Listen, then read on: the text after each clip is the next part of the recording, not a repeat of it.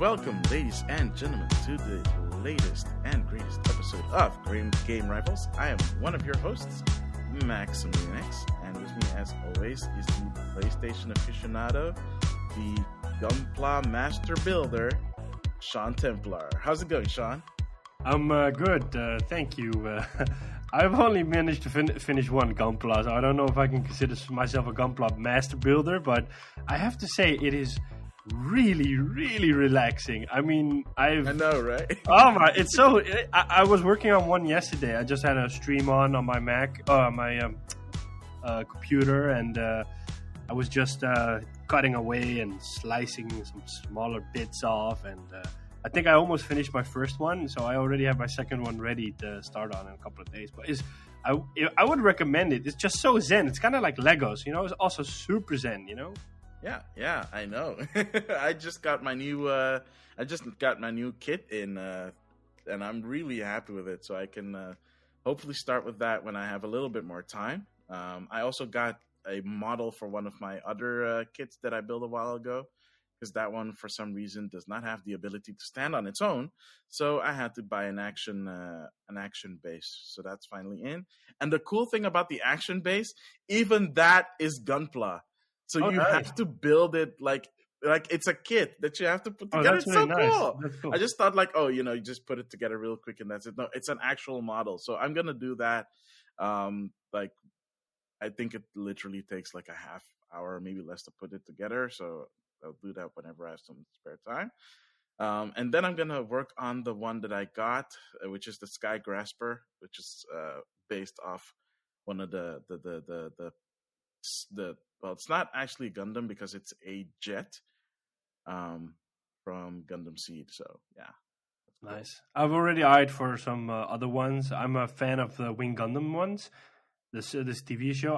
I also started watching those again. So there's one called Heavy Arms, which has all those miniguns, and I've been looking online, and there's I think a master grade. Ooh. So I'm like, maybe I'll get that one. There's also a high grade. So the one I've worked on right now is a real grade. Yeah. And the high grade also, I think they really improved the high grade. So that's from what I saw online, because the high grades were always like okay-ish. But the high grades apparently are pretty nice right now. So I have the real grade is a pretty small one. I think the scale is 1/144. And the other one is like a Samurai Gundam, which is 1/100. So it's already a bit bigger. But, I'll see. There's no rush. I mean, these models were in my storage for 2 years, so... Oh, my. Yeah, the instructions were just so overwhelming, and I remember Liam starting his a couple of months ago, and he said, no, you just have to go through the manual a couple of pages, and then it gets easier. I'm like, oh, yeah, okay. So I did that, and now it's like in 2 nights, I completely built the Gundam. I didn't want to do it all in one go, so it's really nice. I think with the one now, I just have to do the weapons and it's done. Yeah, and shout outs to Liam Tom, man. He's also been rocking his was it I think it was a master grade that he was working on a while back, and wow, that one looked really good. But yeah, master grade. I think if I ever were to tackle something like that, I'd have to take like a month off of AK and just take my sweet time building that. Is it that so difficult? Well, it's not that difficult, but I do want to take my time with it because I think I want to make sure that everything is good. And if I'm gonna do a master grade, I might actually do take some weathering painting tutorials and make it look weathered. Nice. That would be really cool. Either that, or if I could ever find that I don't think it would be that hard, but if I ever decide to do one, I would want to do one for the Unicorn Gundam, and that one is specific because it has a lot of places where you could essentially put in LED lights, and I know that there are special LED upgrade kits that you can use for that specific model so that it lights up real I've seen cool. those. I think there's even kits where they include the LED because it's like a mini circuit board, and you have to fold the circuit board. I've been watching a lot of Gunpla YouTube.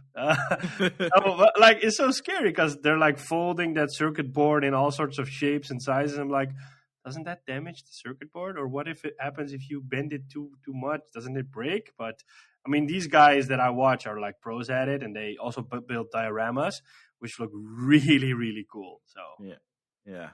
So that would be quite the project, and I would want to take my time for it, and I would like to document it properly. So yeah. But this is not Gunpla rifles. This is game rifles. yeah, I was about to say the same thing. What a tangent we went on. Apologies, it's just when we start talking about Gunplas, it gets all exciting. But we're here to talk about games, which is also very exciting. It has not been a very particularly exciting moment. Psych. Nope. There was a lot of news, a lot of very specific news. So let's just jump right in with that.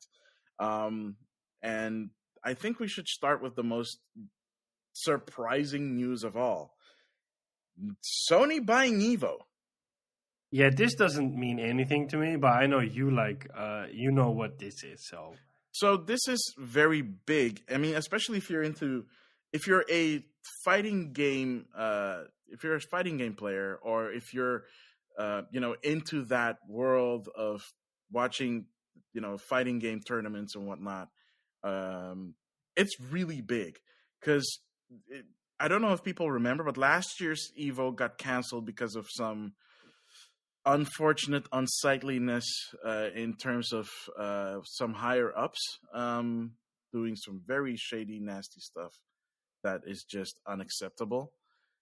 And well, the future of Evo was kind of in the balance, partially due to a certain thing that happened in the world last year that we all are still going through, and people were unsure if we were even going to get Evo this year. I mean, I think that is less of an issue now. I think we can almost guarantee that this year we will have an Evo. And if they're going to do it, they're probably going to do it the way they intended to do it last year, which is online, unless they are going to require people to be vaccinated.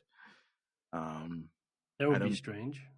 That would be strange. So I don't think they're going to do that. I think they're going to do it online, assuming that they can get the infrastructure set up in a way that people can participate online from home.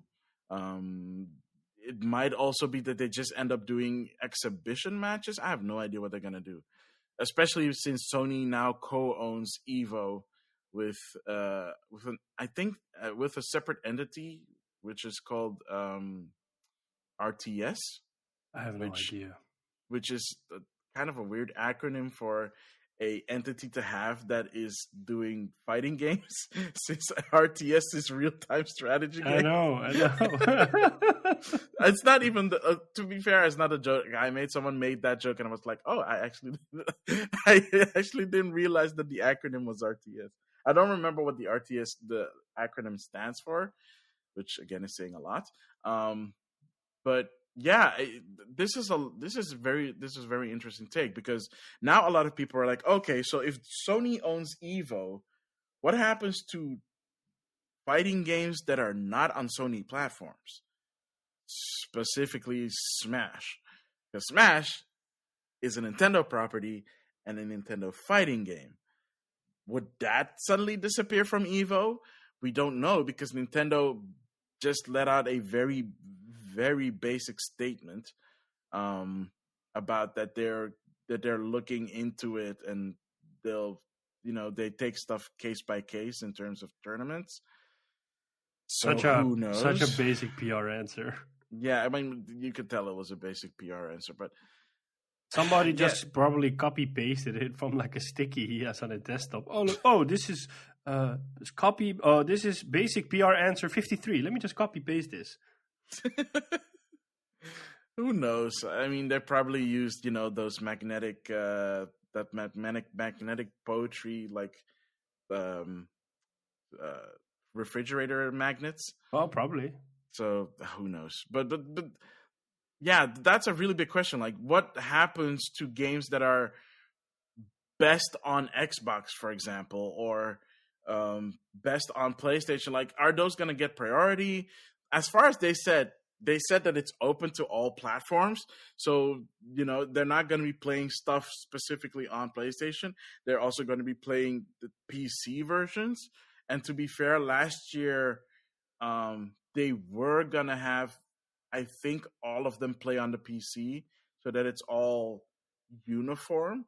I don't know how they're gonna do it this year. I'm assuming that if that's the case, they would do at the very least in the near foreseeable future, they would focus on the PC specific version of games, which would automatically like disqualify Switch or Smash because it's not on PC. But yeah, what does the future for Evo look like? At this point, nobody knows other than that Sony is in charge, and that they'll be handling everything from there on out.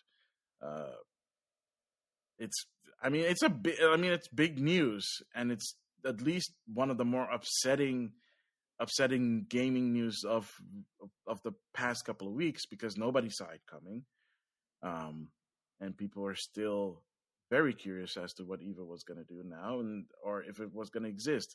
At least we know that it's going to exist. We know that probably we'll hear something about it in the very near future about what they're going to do. What they're going to do after that, we don't know yet. So at least it's something. I guess so. Yeah, I mean, like, this isn't my topic, so there's not a lot I can say about it. I don't play fighting games, and I don't watch them, or... I mean, yeah, just that's basically it. You should. You know, when Evo comes back, we should watch some matches together. At least the finals. The finals are always good because that means you're watching the best of the best. Okay, yeah, we can do that. All right. So moving on to that, Outriders. Day one Game Pass. Wow, really? Console version only. Yeah, that's a surprise move. The funny way that they announced it was that they kind of had Microsoft, I think it was a tweet or something they posted in which they fake leaked it. So I think it's something that they did in the past before, in which they have this joke in which you see like an email conversation between I think fake Xbox employees in which they kind of in which they discuss that a certain game is going to come to Xbox, and then it suddenly leaks out through that tweet. Mm-hmm. In this case, they didn't directly mention Outriders, but they used specific words which are in the synopsis for Outriders. So people automatically started speculating and saying, "Oh yeah, it's probably Outriders coming to the Game Pass. Oh wow, that'd be so awesome!" Oh, da, da, da, da. And then people were like, "Yeah, okay, let's see." And then they announced that Outriders, the console version only, is coming to Game Pass on day one, which is in 3 days. So if you listen to this episode, it's the day after this episode. It's April 1st. So I mean, I played the demo. It's a really nice game. It is something I would recommend. I am going to wait for the reviews just to be sure, but it looks like a really fun co-op game. Yeah. I touched upon the demo like a very little bit, but I just got the tutorial, so I don't have a really big opinion on it. I played it on PlayStation. The thing that I do find interesting is that they're specifically doing it only for Game Pass on Xbox, but not for Game Pass on PC. And that seems to have been that seems to be a trend that's been going on with Game Pass for quite some time. And I did see an article recently that they will try and add more games to the PC Game Pass. I think they're actually going for parity somewhere down the line, so that basically any games that also have a PC version will also be added to Game Pass on PC, instead of having it only be on consoles for like a really long time and then like a year down the road, oh yeah, I guess we should also put this on PC Game Pass. Here you go, PC. It's like, because there's way more games on the Xbox Game Pass than on the PC side.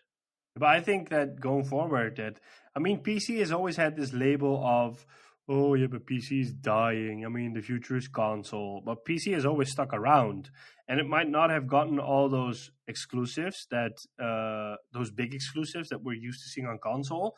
But I mean, if you look at that, Microsoft has been bringing a lot of games to the PC and Xbox day and date, and Sony has announced that they're going to bring more games to the PC because they're going to release Days Gone this summer on PC, and they've said we're going to do a lot more games on PC. So now people will actually have a chance to maybe play something like Spider-Man or God of War or Ghost of Tsushima on PC. I mean, in the end, the gamer benefits because there's just more people that get to play these games if they don't have a console, which benefits all. And I mean, from a financial point of view, I think we are at that point in which, and maybe it's because I don't use it anymore. But I know that like maybe 10 years ago, piracy amongst PC games was really big. Mm-hmm. I don't know if it's still a thing. Oh, it's definitely still a thing, except you still have stuff like Steam sales. You now have the Epic Game Store games a day stuff. Mm-hmm. You have the ability to stream games now through Stadia, for better or worse. You have GeForce Now, where you can stream through. The thing I meant is that I think a lot of PC gamers actually buy the games these days instead of just pirate it. Whereas like 10 years ago, I mean, it was a bad thing to release a game on PC because of the piracy amount. I mean, I remember Ubisoft saying in an article like years ago, like, we don't want to do PC games, or we're not interested in doing PC games because a lot of it is being pirated. So we just lose a lot of money on a PC game. Whereas now, I think they either make the most money from PC games or they make the second most money from PC games. So that's like a huge shift in the market. I mean, I have to think that part of it is because that they open their own platform on PC where people can buy their stuff directly. And like I said, like part of it is also like the subscription stuff. I mean, EA has, rebranded now EA Play. That Ubisoft has Uplay or Ubisoft Connect Plus or whatever. No, I think it's called Uplay Plus. It's still called Uplay Plus? I think the service is called Uplay Plus, and the part that makes sure that it's all interconnected is called Ubisoft Connect. Ubisoft Connect. Right. Great naming scheme. Yep. They probably learned that from Microsoft with the Series X and S. I still keep saying 1X sometimes. I just stopped altogether. I just call it Xbox. I'm tired. Yeah. Ain't nobody got time for that, man. Ain't nobody got time for that. Yeah, man. Man. Speaking of Microsoft, so you know how the world kind of folded and had to rely on video apps like Zoom, and how Zoom is really big, and people don't use Skype really. And nobody cares really about Skype. But for us gamers, we don't use that either, and we use Discord instead, which is awesome and has a lot of flexibility. Guess who is trying to ruin Discord for $10 billion? I wonder if it is such a bad thing. I mean, the rumor is that Microsoft the rumor is that Microsoft is going to buy Discord for $10 billion. Yeah. I mean, which is crazy. Yeah, but like, I mean, Amazon bought Twitch, and I know that a lot of people have mixed feelings about Twitch now, but I don't know if that's because the Amazon acquisition or that Twitch was already heading in that direction. Well, so Twitch was already kind of heading in a direction. It's just that it got diverted, and now we'll never know what that direction was. And Amazon really did not help in that aspect. Let me just put it that way. Yeah, but like, what's stopping Microsoft from buying Discord, saying, hey, Discord just stays the way it is. We just use technology they have in other services, such as Microsoft Teams or whatever, or we bring over some stuff to Discord, but Discord stays the way it is. We just make sure that they have a lot of money to keep on making the product great. I mean, they bought other studios, and doesn't mean they bought studios, and those studios are still alive and making great games. Yeah, but Microsoft doesn't have the best track records of not meddling with stuff that they buy. And also, remember, and also this is the really weird part of it all, right? How is Discord worth more than ZeniMax Bethesda? I think that's because Discord is going to an IPO is something that they're also considering, and they've been valued at that amount because one, they have paying subscribers because Zoom Discord has, of course, the tiers for streaming. So like I for example watch Formula One through Discord with some friends, and the basic quality is 720p, and then you can pay like €10 a month, and then you get full HD, and then you can pay like more to get 4K. So when somebody streams their screen, you can get higher quality. So we watch Formula One that way on Sundays. And I mean, if Discord One has I think a huge install base, and two, maybe a lot of paying subscribers, so that brings with it some value. Because I don't think this is simply like an acquisition for the sake of technology. I mean, they could build the technology themselves. I think this is the technology themselves. They just squandered it. I think this is more like we want to make our Xbox brand even more accessible. Maybe they want to incorporate Discord into Xbox, that you can just, for example, no matter, because now your platforms are segregated. I mean, if there is crossplay, but there's no cross communication platform, and maybe Discord is going to be that, in which they just bring PC and Xbox gamers together and just say like, hey, we have Game Pass that offers you to play on Xbox and on PC, and now we also have a communication platform that does the same, so you can jump into parties with your friends at all times. Or because one thing that is really cool about Discord as well is the community aspect. I am part of a racing community. I do a stream as a commentator every 2 weeks with another person, and they have like a Discord community which all the information is communicated in. And there's like a lot of different topics in that community. It's really cool because there's if you're a racer, there are like all sorts of topics you can head into and talk to people about it, get information about setups for your cars or liveries, or if you're new to the league. So I think like 20 years ago, we used to have forums, and those are basically just going away. And I think Discord, in a way, is creating a much more organized way of having community forums. Well, forums evolved into Reddit, so that's not going away anytime soon. And Discord is more of a hangout place than a forum. Like forums have an actual paper trail. Discord kind of does if you're using, like chats. But if you're doing video voice chats, unless you're recording it, you don't really have a paper trail in that. But also Discord, for example, I know that last year a lot of game developers used Discord for previews. So what they used to do is just invite some journalists in and then preview their game over Discord, for example. Yep. So because it has so multifaceted uses, that Microsoft is thinking like, hey, we want this. And I know that a lot of people in the gaming industry outside of like game developers use Discord to like stream their stuff. I mean, streamers use Discord to stream their stuff when they're collaborating with other people. So, yeah, the one thing that that also might be the reason why Microsoft is willing to pay $10 billion for Discord is you guys can't see it, but he was doing the whole $10 billion Dr. Evil pinky thing. Good grief. One of the things that I was hearing chatter about is that they were doing it for the user data.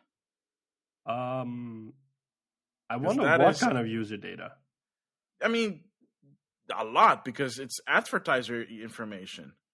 Yeah, I mean, there's no way that like Discord is not like selling ad space or whatever, or data to companies that want that data on how people are using Discord and what kind of people are using it and like what kind of communities there are and stuff like that. It's a huge pool. Probably. So if that is true, and if that's true, and that is what they're aiming for, that means that people's information is worth more to Microsoft than just a company filled with game developers and IPs. But I don't think that's just a Microsoft thing. I mean, if you look at I think it was Google that did it. They bought Motorola years ago purely for the patents. They had so many patents, and they just wanted Motorola, and they bought them all for the patents. And then I think like after 1 or 2 years, they sold Motorola off to Lenovo, and Lenovo bought them also for patents, I think. So like it was the same thing. It was like the technology you have innovated on or the patents you hold is far more worth for us than what you as a company and your employees do for us. So I don't think that Microsoft is the first one. I think this is something you will see more and more often. I think Sony did it as well with the Gaikai and the OnLive. They bought them for the patents they have for streaming online. Yeah. We're not seeing, I don't know if we're seeing the fullest use of that, but that's another discussion. But I think, that's something you do. If you can't get the technology, you just buy the company. And in this case, if you want a lot of data and Discord collects it, then go for it. I mean, I don't know if there's ads in Discord. I don't see any, but maybe I don't use Discord enough to see them. Yeah, I mean, if it's stuff like collecting data from their users, it's not something that we're going to see anyways. They just have to inform people that they are. Yeah, I didn't know they did that. I mean, yeah. Well, again, that's just something that I heard chatter online, so I have no idea if that would be the true case. But what might possibly be the true case is Sony closing down their online stores for the PlayStation 3, PSP, and PS Vita. Yeah, I mean, this rumor, I don't know if it's confirmed or not. It's still a rumor. I think it's a rumor, but it has caused this frenzy of people just massively booting up their PS3s, downloading all sorts of games they normally didn't want to play or haven't played, and then making sure they have it on their PlayStations because the services are going down. And on the other side, there's also the whole part about there's a coin battery on the logic board of the PlayStation, which makes sure that the internal time of the PlayStation is correct. If that battery dies, then you can still use the PlayStation. But what it does is it reaches out through the internet to the servers to authenticate and make sure that it has the correct time. But those servers are linked to the store. And if the store goes down, the servers go down. So people are either massive in this mass hysteria of replacing coin batteries on a PS3 or they're downloading lots of games. I mean, I know I saw on Instagram the other day that a person we both follow, Kaib, or Kai as he says you can call him, he was posting all sorts of stories that he is downloading all games to his PlayStation 3. I'm like, oh, wow, okay, is this that serious? I mean, I was visiting my parents over the weekend, and my PS3 is still there. I have a 60 gigabyte OG fat model that plays PS2 games, but I had been thinking about bringing it over for a while. So I thought, like, you know what, I'll just bring it over, I'll take it apart, I'll clean it, replace the thermal paste, stuff like that. But just for the sake of, I just want to play some older PS3 games. I mean, yeah, I have a lot of PS Plus games, but I really don't care about those games, because if I did, I would have played them by now. But it's funny to see people in this hysteria, like, oh no, I'm like, but how many people are actually going to play those games? I mean, the PS3 is old compared. We're in the fifth generation. We're in PS5 right now. If you valued your PS3 so much, you would have played it in the last 10 years, Yeah. I think it's the idea, again, that people will lose access than the fact that they will all massively start to play PS3 games all of a sudden. Yeah, and honestly, to be fair, the only instances that should be worried about these stores closing are the video game historians, specifically the Video Game History Foundation. Yeah, because they're all about preserving games, and they are literally taking away ways to preserve games by shutting those services down. So I can imagine them being like, "Oh no, are you kidding me?" This got me thinking. Because I've said before, and I think we've discussed it as well, is that I think this is the last generation that we're going to have physical media. I think next generation, we will swap over to either a digital, don't give me that look. I think in 5 to 7 years, we'll get new consoles. Mm-hmm. And then probably internet around the world will be a lot more developed. So I think that either this generation or possibly next generation will be the last disc-based generation. I think if this isn't the last one and we'll include it in the next one, the focus will be more on digital next generation.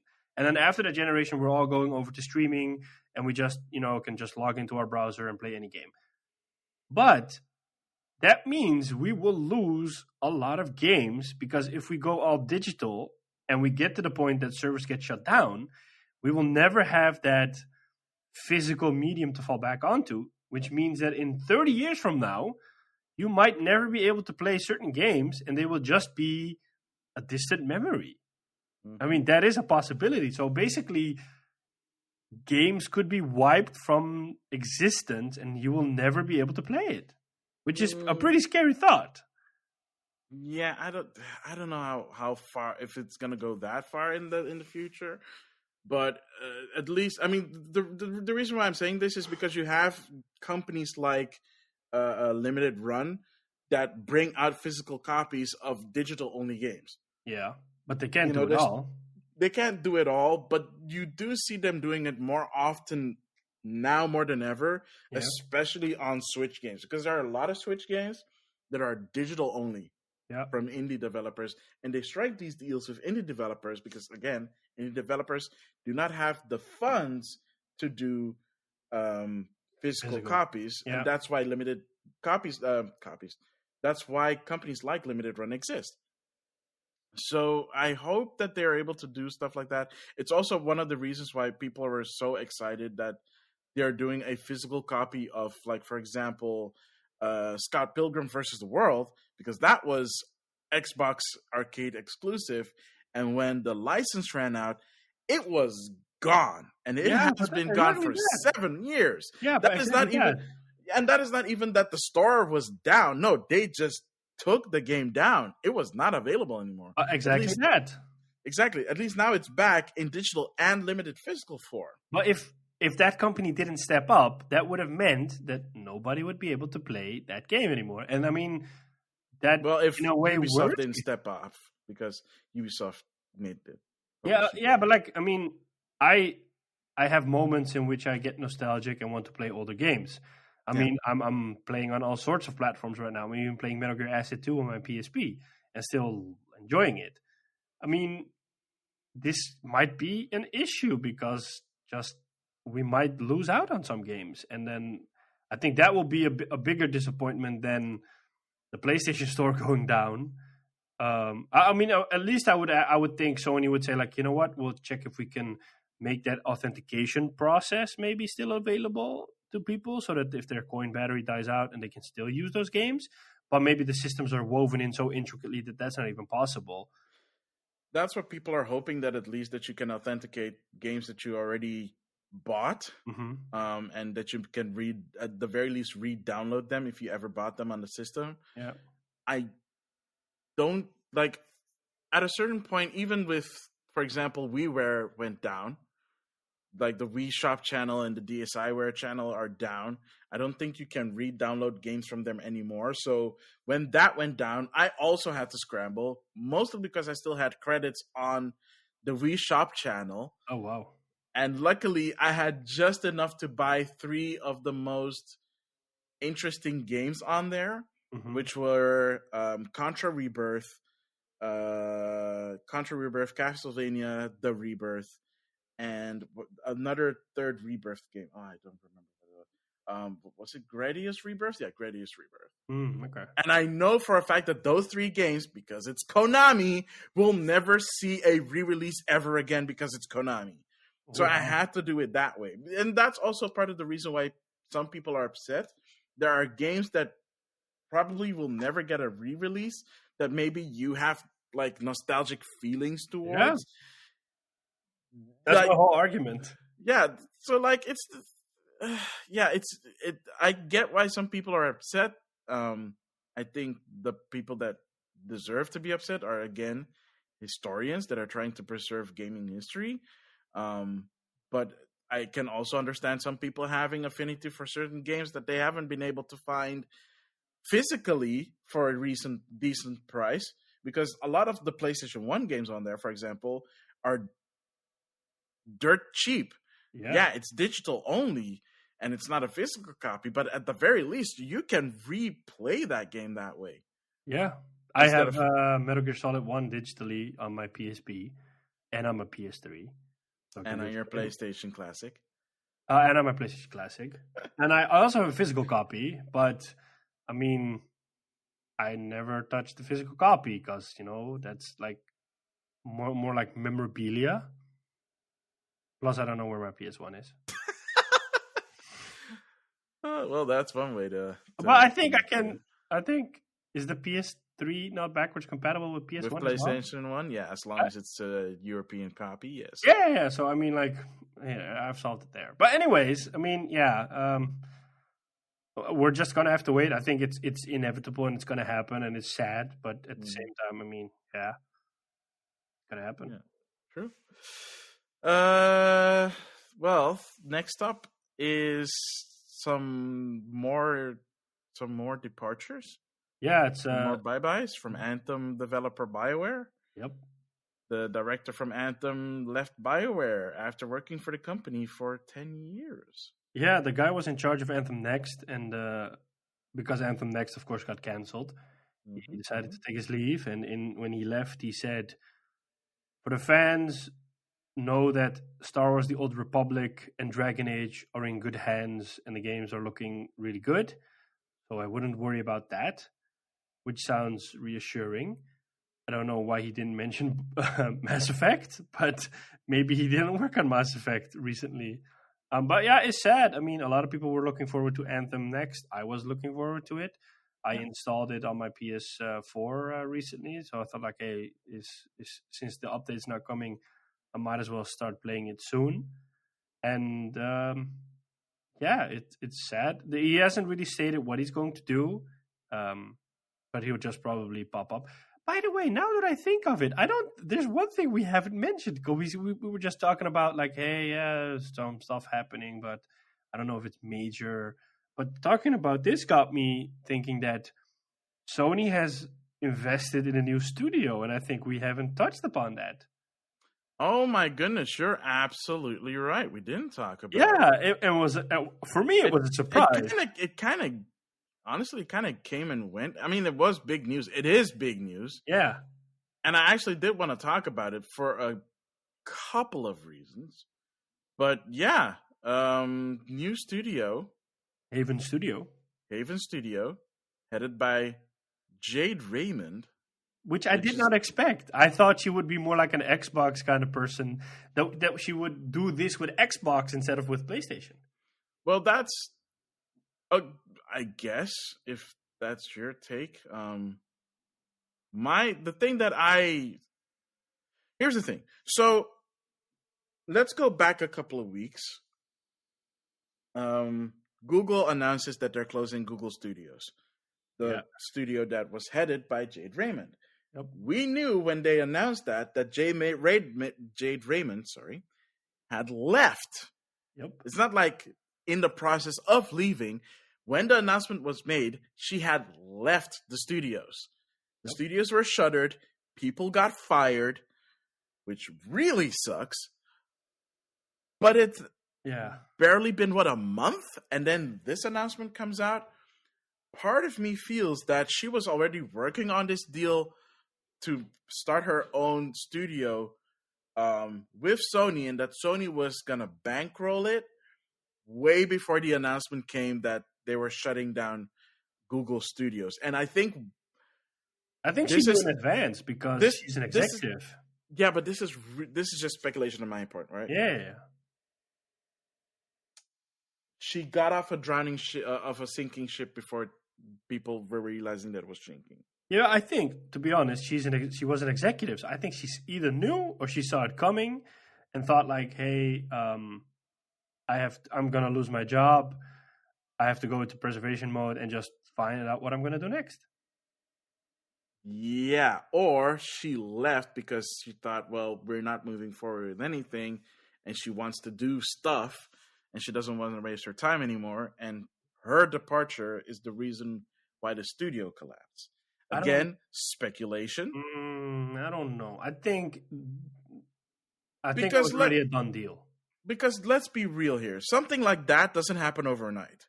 Yeah, but like it also doesn't happen in like 3 weeks. Yeah, but you would then what you're basically saying is that the whole success of Google's game development studios rode on the shoulders of Jade Raymond. Whereas when Phil Harrison used to work at Sony, he was the head of Worldwide Studios, and he was a really capable executive, because a lot of people, what you'll often see is that if a Sony game gets an award during an award show, generally the people that take the award in thank a lot of people from the team themselves, but they always thank people from Sony. And generally it's either Shuhei Yoshida, or it was, well, we haven't heard Herman Hulse's name yet because he hasn't been there that long. Or they would say Scott Rhodey, or they would say Sean Layden, or they would say some other guy, but they would like always thank people from that team, because from what we gather, they have always been supportive. They have always created this culture in which people can do. There's room for risk. There's room for innovation. There's room for stuff out of the ordinary. When Phil Harrison was at Sony, he also did this. So it's more like a cultural thing. I mean, PlayStation Home purely existed because Phil Harrison was so adamant and believed in it. Whereas a lot of people said, like, yeah, but this is a wasted product. It got to where it is because they had a supporter in the form of Phil Harrison. So if Jade Raymond were to leave, Phil Harrison would still be able to step in and say, hey, I'm going to oversee all these studios and we're going to make something out of it. But I think that I think more is like an executive top chain decision in which Google says, like, we're not getting the results we want, because they maybe expect something like a tech turnover in which they can churn out a new model of a phone in a couple of months. And they realized, well, with games, it's not something that we're going to be able to churn out in a couple of months. This is taking up more money. Stadia isn't as successful as we want. We just have to reallocate resources. Where shall we reallocate it to? Well, not the games. Yeah, on the other hand, Phil Harrison has also had some really, really lousy stints at other companies, including Sony. So yeah, I don't think that relying on that fact would be a strong thing to do. I don't believe that it fell because Jade Raymond left. I think more she left because I think it's at least. I'm not saying that that is the main reason. I think it is a big reason why. Because if someone sees the writing on the wall and they're just going to depart and just leave everybody else hanging, I'm not saying that she did. Maybe that the decision was from the higher ups, and then when she found out, she just started looking for new avenues.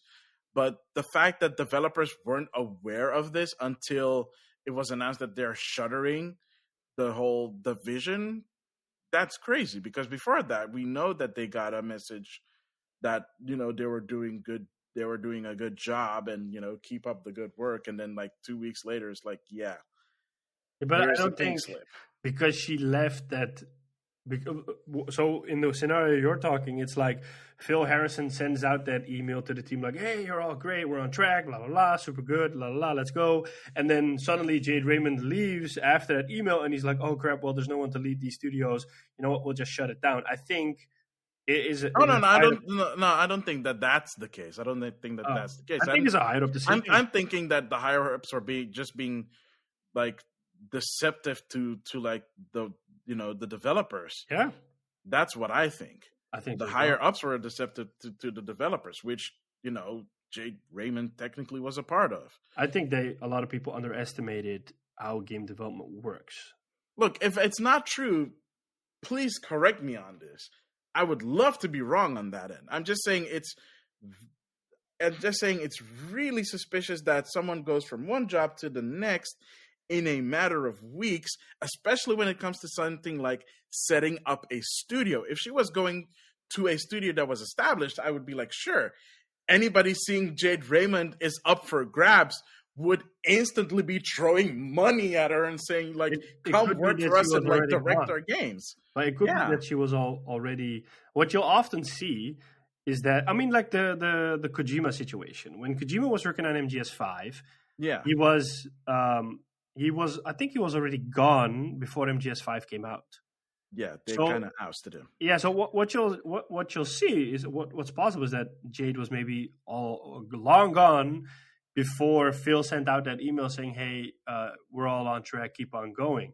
So I mean, then she would have had a longer time to think about her future instead of she leaving Stadia, Stadia getting shut down, and then within a matter of weeks, she'll like, "What should I do?" I think she might have been gone for a while. Mm. Because sometimes companies do that, right? They'll like only announce it after a certain date that person is already gone. But the I guess person that's in true. question is already gone. I guess that's true. That just makes it even more shitty. Yeah, but I don't think it's her blame or anything. I think No. I mean, if that's the case, then that's not the blame on her. It's just another very crappy thing for Google execs to do, which just proves that they're a bunch of out of touch tech nerds that do not understand how the gaming industry works, which makes it even more weird that Phil Harrison let this happen. I'm honest. I wouldn't be surprised if Phil Harrison leaves. I think I've mentioned it before. I wouldn't be surprised if Phil Harrison leaves Google this year. Oh, I'm not doubting that at all. Not Yeah, at I all. mean, I think it's going to happen. Yeah. And then he's going to get a sweet golden parachute to boot. I already think he has a lot of money because he was also the CEO of Atari years ago. Yeah, tell that to Bobby Kotick, who fired a bunch of people and got $200 million for it. Yeah. That was fun. And gave him a gift card as well as compensation. Dude, that is the most insulting. I know. I think it was a BattleNet gift card. So Yeah, they a even make the money. BattleNet gift card is like, oh yeah, by the way, you're fired, but here's a $200 BattleNet gift card so that you can I play. think they do get like So that severance you can pay play and stuff like that. World of Warcraft for the next couple of months. Yeah, but I think they did get severance pay, but like still it I'm sucks. hoping they did. Yeah, I think that's the problem about game development. I mean, it looks so nice from the outside, but when you're in, it is so volatile. I mean, you could be with a job 1 second and lose it the second after because things under you are moving so quickly. I mean, I think I've mentioned the YouTube channel No Clip, which is like a really cool YouTube channel. They do gaming documentaries and they do all sorts of. And there's one around Telltale, for example, they did, in which Telltale looked like this massive successful company because they made a lot of licensed IP episodic games and they were all good, but they were rehashing the same formula constantly again. And eventually they got to the point where they're losing money. It's really hard for them to keep afloat. And they've been able to document that process by interviewing people that were in the middle of it. And there you can really get the ins and outs of like why and how things move. I mean, people had put down deposits to move closer to the studio, and all of a sudden they hear, yeah, but we're shutting down. We're bankrupt, basically. I mean, yeah. Yeah, that was a dark day, man. Yep. That was a dark day. I think they made a restart like now. Yeah, so someone bought the company essentially. Yeah. And it's still like kind of unclear. It feels more like they bought the company for the IPs, at least the ones that aren't licensed. Same with the THQ. When they got kind of like made a restart, THQ Nordic bought a couple of the IPs of THQ and some of the studios, such as Volition, who did Saints Row. True. I always wonder in these cases why a big studio or a big publisher doesn't step in and say, hey, well, we'll just buy you. I know that in some cases, for example, Epic says, you know what, we'll just either do a hiring spree and reach out to all those people that are being let go, and we'll say like, hey, we have job opportunities over at us. You can come over to us. But I always wonder in these cases, like, I wonder why an EA doesn't step in and say, okay, we'll just buy Telltale because they do make good games and we'll find a way to do it. Because it's probably not something that they're prioritizing. Maybe it's something that they don't feel fits their portfolio. Yeah, I think so. Honestly, I think it's also one of the reasons why indie development has like really boomed over the last 10 years because people being laid off, using their severance pay to actually start their own indie studios, making their own games. And it's been a boon for the game industry because for the longest time, like you used to have triple A, B, C, and then F tier. not even D, just I don't straight even to know what an F, F straight tier to game trash, is. just absolute trash games. Just the stuff that you still see on Steam that is clearly made in Unity with Unity assets. That is just I've always really wanted basic. this thing, and it's really something I would love to dive into. And I don't know if people want to hear it, so maybe they should let us know. But I always wonder if a game comes out and the game literally bombs in the reviews. I always wonder, like, as a developer working on this game, don't they know that the game is going to bomb, or don't they know that the game is going to be bad? And why do they still release it? I mean, I can understand contractual obligations and stuff like that, but like, if you let me put it this way: if you're on the Titanic and you see an iceberg and you know that you're going to hit that iceberg, you know that if you act now and you course correct, you might steer away from the iceberg, but you're still not doing that. You're still heading straight at that iceberg. I always wonder, why are you willingly heading directly towards that iceberg instead of saying, I'll course correct and evade it? Do you mean big companies or do you mean indie developers? Both. Okay, so with big developers, they're always banking on that it's going to be a good game, but you can't predict anything, and they just assume that it's going to be good. That's why they have like internal reviewers who review the game when it's close to launch to gauge what the Metacritic is going to be, for example. Yeah. But with indie developers, I think that the ones that make the really crappy ones do it on purpose, just so they hope that they'll get enough attention so that people will check it out, or that people are stupid enough to think that the game that they are advertising is a good game, buy it, and then get duped by the fact that it's a really crappy game. Yeah, And some I just really want to make crappy understand that games process. for the purpose of making crappy games. I would love to understand the thought behind that process. I don't know if there's any indie developers or game developers out there who would like to talk to us about it. We are very willing to have you on the podcast.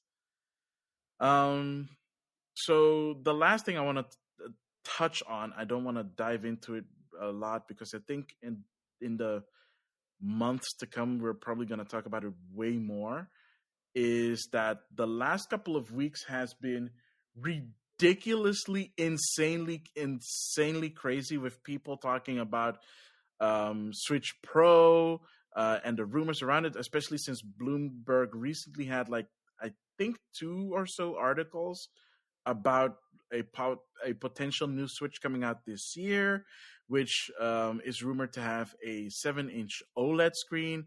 The resolution of that screen would still be 720p, but the system on a chip would be a new chip from NVIDIA, so not based on the Tegra, because the Tegra is being phased out. Specifically, the Tegra chip that they're making for the Switch is being phased out by, I think, summer or something, around summer or fall this year.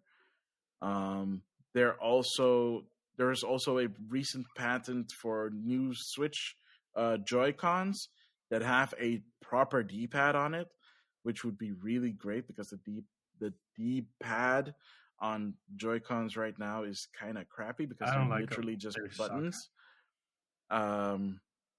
It's funny that they did it for the Switch Lite. Yeah, but I think because with the Switch Lite, you don't take off the controllers and you don't share it. The whole thing with the Joy-Cons is that they are mimicking regular controls, so that one person can hold a Joy-Con, another person can hold the Joy-Con, and then use that as a controller, like this. So it would make sense to have them be buttons. Why do you have your Joy-Con with you right now? Because I have my Switch right here. Because I'm playing Monster Hunter whenever I can. Okay. Which ironically has not been enough. Not been a lot. So if they're redesigning it for that reason, they probably have figured out a way to make the D-pad also work as buttons. But the way that it was designed in the patent put the D-pad on the top above the analog stick. So I'm not really sure what that is about. That just reminds me of the design from the Wii U gamepad. Other than that, here's the reason why I don't really want to get into it that much. I said this, I think, about more than 6 months ago, is that we're currently in fiscal year 2020. It's about to finish. Specifically, the day this episode comes out is the last day of the fiscal year for Nintendo and a lot of Japanese developers. Because in Japan, like spring is when they usually start stuff. Like April is when schools start in Japan, stuff like that. So it makes sense for them to, if they were to announce something about a new system that is coming out in that fiscal year of 2021, it would be after March. And that includes stuff like, because today, if you're listening to this when this episode goes live, this is the last day you can buy Super Mario 3D All-Stars digitally in the eShop. So if you haven't gotten it, get it now or be ready to pay a lot of money for the physical copy. This is also the last day if you're a Fire Emblem fan. Fire Emblem, the original game that came out on Famicom, that digital version is also leaving today on the 31st. So as of April 1st, those two games are not available on the eShop. Today is the very last day that you can play Super Mario 35 online before that service gets shut down. So everything with the Super Mario 35th anniversary is going away after today, after the 31st of March. From April 1st, it is open season for Nintendo to announce a bunch of stuff, including stuff for the 35th anniversary of Zelda, the 35th anniversary of Metroid. The Pokemon Company already started off with announcing a bunch of stuff for this year in terms of Pokemon's 25th anniversary. It's Donkey Kong's 40th? No. Enough with the anniversaries already. There's a bunch of stuff that Nintendo has on their plates that I'm pretty sure we're going to get an announcement of after April 1st. So look forward to whatever they're going to do there. I'm assuming that if they have anything in terms of hardware to announce, we're going to have some like starting hints from Nintendo starting from April. Happy days. So I'm just waiting for that to happen. So you can buy a new Switch. No, so I can figure out what's going to happen. And then buy a new Switch. Sure, whatever. I mean, let's be honest. If a new Switch comes out, you'll buy it. One, because your old Switch pretty dented up and old and whatever. And secondly, it's a new Switch. Yeah, maybe. I mean, if they wrap a banana and put the Switch label on it, you'll probably buy it. Hey. Sony's the one that is using bananas for controllers, man. So Yeah. With that, we've come to the end of this segment. Probably stick around for the next one.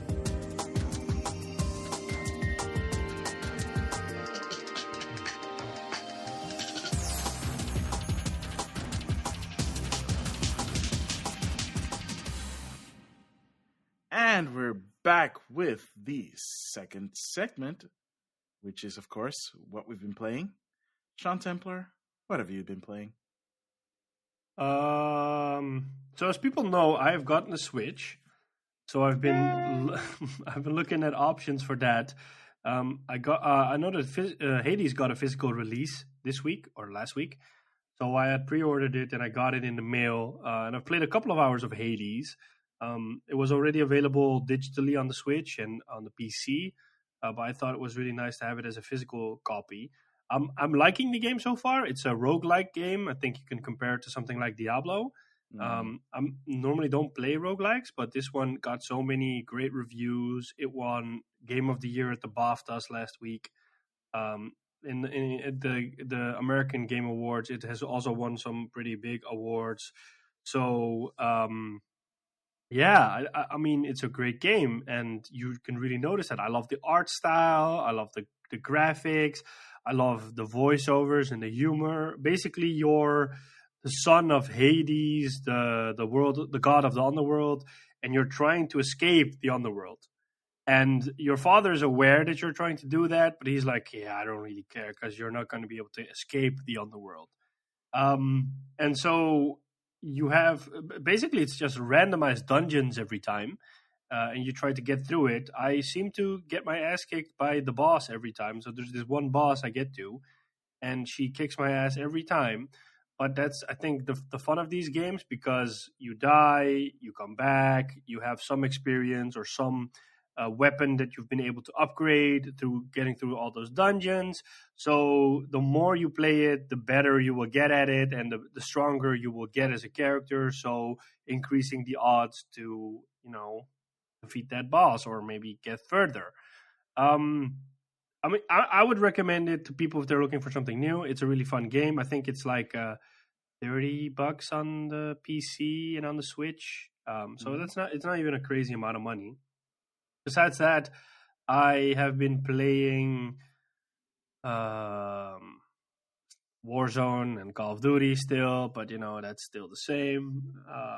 Still getting a lot of being called names by people when they lose or when they when they win. I mean, that's just so strange about Call of Duty, that we always get matchmake with either English people, French people, sometimes Germans, and sometimes Spanish, but mainly the English and the German people, or mainly the English and the French people. And I don't know why, but if we always play, for example, Cyber Attack, so that's 5 rounds. If you get killed in 1 round, you die. You don't have a respawn. Your teammates can revive you. Basically, it's capture a bomb, plant it on the enemy's base, and hope you win by either killing the whole team or by having the bomb explode. And what we often get is that we play against people from, for example, the UK, and then and always, I don't know why, but it always happens. So either you lose a round and they start trash talking, or you win a round and they start trash talking. So it's just trash talking. It's always trash talking. And so the people we play with, I mean, you don't pick the people, you just get randomly matchmake with them. It's some pretty nasty, gnarly stuff, And I'm like, wow, this is pretty. And I'm fortunate enough. Like, I play with a team that's pretty well. They're pretty good, and they certainly know how to say stuff back. I mean, there's even a person in there who's like really annoying, but like so annoying that he gets under your skin. Yeah. So like he says stuff like, "Okay, bye. Now you're bad. Okay, bye," and they just keeps on repeating stuff like that. Or just suddenly he just randomly says something to someone in the other team, and that person just freaks out. I mean, it's psychological warfare. They say this, of course, to kind of get you off focus, so you play bad. But like sometimes he just says stuff randomly out of the blue, and then it just shocks you completely, and then you just have to laugh. I think it's one of the things that make Call of Duty Call of Duty. That's fun. I play some Warzone as well. I like the Rebirth Island, which is a smaller map. It gives us some more chances to win, so that's nice. I bought Formula 1 2020 the other day, so I've started a season in that. I just played it for like a couple of hours. Is that the version from last year? Okay. Yeah, this year's version has come out yet. And there's a new mode called My Team. So basically, in Formula 1, there are 10 teams on the grid, 20 drivers. Basically, you're the 11th team on the grid. You start your own team. You choose an engine supplier. You choose your teammate, sponsor. So basically, you're managing the team and driving the team at the same time, which is really nice. My first race was in the first race of the season is always Australia. I managed to come in, I think, 9th in the race, so I get like 2 points. I mean, like when you're a beginner's team, there's no way you're gonna get like a podium or stuff like that. I mean, I think that's the fun part of the game, that you gather experience points and you can invest those in your car and you can improve the car. So hopefully maybe towards the end of the season or maybe in another season, you'll be able to be at the front of the midfield or maybe even get close to a podium. These things take time, but that's, I guess, the fun of the game, that you just have this drive to get better at it and improve the car to the point that you start winning. I mean, before I started the game, I was like, oh, you know what? I'll just pick Ferrari because that's my favorite team. And then I saw the my team option. I was like, oh yeah, I totally forgot. This is new this year. So I chose that. Yeah, I think I'm going to do another race tonight. So I'm going to try to do a couple of races every week so I can get through the season faster and see what happens. I'm thinking. I've been playing a little bit of Breath of the Wild, a little bit of Animal Crossing, but that's just like so basic. It's nothing new there. I'm just thinking if I played anything on my PS4 or PS5. Yeah, there's this game called Vigor, which I've been playing with a couple of friends, which is basically like Escape from Tarkov, which is a PC game. So it is you create a character. It's multiplayer only, and then you matchmake into games with other players, and then you don't have anything. So it's like resource gathering, and it's PvP. So you have to gather resources. You can collect guns. And how it works is it's set in Norway. There's this radioactive cloud, which is basically the circle, like in Battle Royale games. And you have X amount of time to scour the map and collect your resources, maybe engage with other players and extract so you can use those resources to improve your base or craft new weapons. It's made by Bohemia Interactive, which people might know from the Arma games or Operation Flashpoint. I just don't know if they're putting a lot of time and resources into it. It's a fun game. I don't know if it's still free. I was able to get it for free from the PlayStation Store. It's a pretty intense game because it's so quiet sometimes. You can only hear your other footsteps, and then sometimes suddenly out of the blue you get shot, and then you either die or not. I mean, one of the first matches we played, I saw an enemy on a hill, and I wasn't sure. So I said to a friend of mine, like, I don't know for sure if that's an enemy or not. And then we were looking at it, and before we know it, we both got shot and killed. And and if you die, you lose all your resources unless you take like an insurance or something like that. It's a fun game. It's fun to play with friends. I wouldn't recommend playing it alone. Yeah, I mean, it's something new. I mean, Escape from Tarkov is PC only, and I think if games like that would come to consoles, would make really nice because, you know, that tension, that excitement. Should I collect more resources or should I extract and secure the resources I already have? It's that gamble you always have to make and take. That, and I think that's basically it. I haven't been able to play long because, I'm still in my game dip. I'm trying to slowly get out of it. Maybe it will get better over the coming weeks, but basically that. Yeah. All right. So what have you been playing? Well, I've been doing the dailies on Animal Crossing again. Still, not again, but still. But mostly I've been just anticipating the launch of Monster Hunter Rise, of course. So when it finally came out, I was so happy. The only downside is that I had to work a lot. So I've only had like a couple of hours to play. That game is so gosh darn beautiful. Like, seriously, I mean, I know that I have to throw up the qualifier. As a Switch game, it's like really pretty, and it is the first time we're seeing RE engine on Switch being used like properly outside of the Capcom Arcade collection thing. And the game is just gorgeous. Like the environments are pretty, the animations look clean.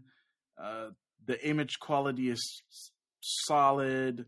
The frame rate is solid, which is saying a lot for Monster Hunter because that series has never had great frame rate. Despite that, apparently people still love the game, including myself. But this has been the game that has probably had the most stable frame rate that I've ever played in the series, which is, again, like I said, saying a lot. I tried to play the demo, but I just can't. I mean, what did you say? You said that the demo isn't user friendly for new players. I mean, like, I played it for 10 minutes and I was like, no. Yeah, so that's on, later in, like on hindsight, I do realize that playing the demo as like this is the first time you're ever playing Monster Hunter is not a good way to experience Monster Hunter unless you are specifically playing with people that know what Monster Hunter is and can explain to you the mechanics while you're playing. The game itself has like they already improved on how to tutorialize stuff in Monster Hunter 4, in Monster Hunter Generations, and in World, but I feel like they've kicked it up a notch again with Rise, and I feel that Rise, especially with a bunch of quality of life improvements that they made in Rise, that makes it probably the more newcomer friendly version of the game. So if you've never played a Monster Hunter game before, I would recommend picking up Rise if it's your first time, and picking it up without worrying that you'll be overwhelmed with all the systems, because they piecemeal out the systems with how you play. So if you're diving, head first into a bunch of stuff, you'll get a bunch of tutorials that are explaining everything, which is great.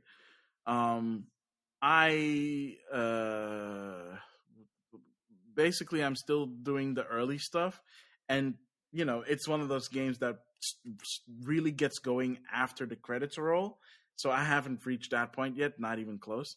But I have played a few online sessions with one of my best friends, and if you've played Monster Hunter World, you'll recognize the system, but that it's improved. So in Monster Hunter World, I don't know if you remember it, but you had these things called SOS flares, where if you were playing a game, you could send out one of those flares and have people assist you during your hunt. Those are, I know those, yeah. So in Rise, you can put your hunt session online in the hub and say like, okay, I'm playing online, and this session is open to other people to join.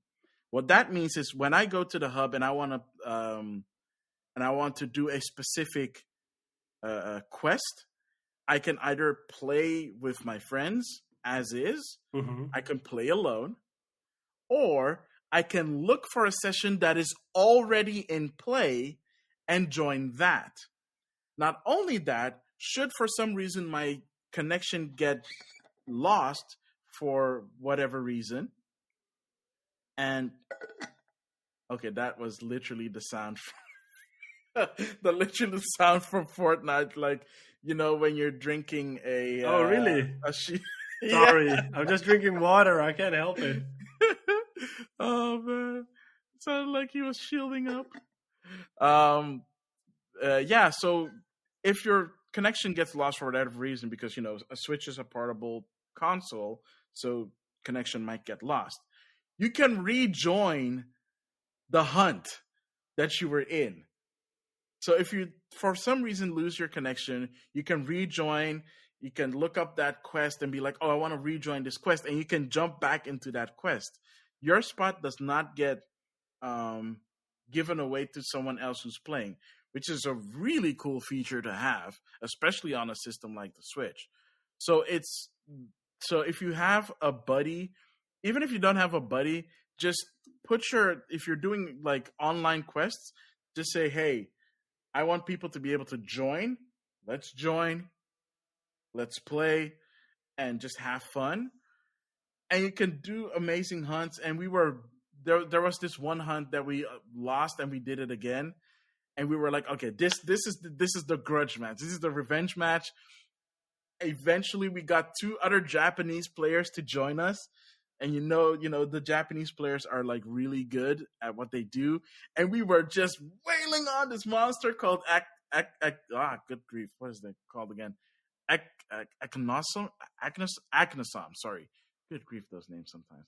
Aknosom. We were wailing on this bird, and then we won. We were like, yes! We were fist pumping, or at least I was fist pumping. I'm assuming my buddy was also fist pumping, and I'm assuming that that the other players on the other side of the world were also fist pumping. We were all fist pumping. It's my story. It's my story. We were fist pumping. But like, you know what? The tricky part about this is like hearing this gets me super excited. But then when I play the game, I'm like, man. That's why I say you need a sensei. I will be your sensei. Just pick it up. We'll play it. We'll have a lot of fun. If need be push comes to shove, I will set up my living room so that we can stream your experience. I don't care, but dude, we have to get you onto Monster Hunter Rise, man. It's fun. It's fun. I guarantee you, if we play together, you will not regret it.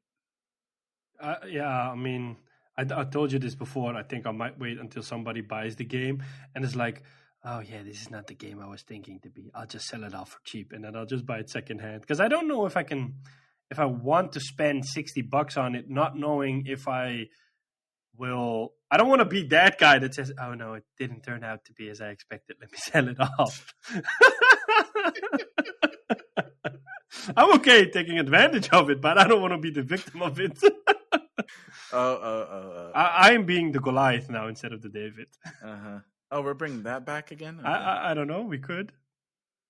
Yeah, well, I'll leave that up to you. But yeah, that's basically it. If I have more to talk about, I will talk about it. I know that I think ending of April is when they're dropping the first the first DLC, not DLC, but the first content update, which introduces at least one new monster, which is this chameleon-looking jerk who can actually like camouflage themselves. So that's going to be interesting to hunt. And the thing that I always look forward to, and they've done this for a really long time since they could update their content online. So basically, since the gosh darn it, the PSP days, is they always have a collaboration with Universal Studios Japan, and those armor sets and weapon sets are so gorgeous. I love them. They're pretty and they're cool. I'm assuming and I'm hoping that we have another one this time. I missed out on some of it in Monster Hunter World, which I still regret to this day. But it was okay. It's not the prettiest one that they've had, to be fair, like in my opinion. At least for for your feline, it looked really pretty. But for like the hunter itself, it was fine. It was fine. I still think that the USJ collaboration that they did in Monster Hunter 4 Ultimate, if I'm recalling it, it's either Ultimate or Generations Ultimate, had like the best USJ collaboration in my opinion. It was really pretty. It was like this blue and gold stuff.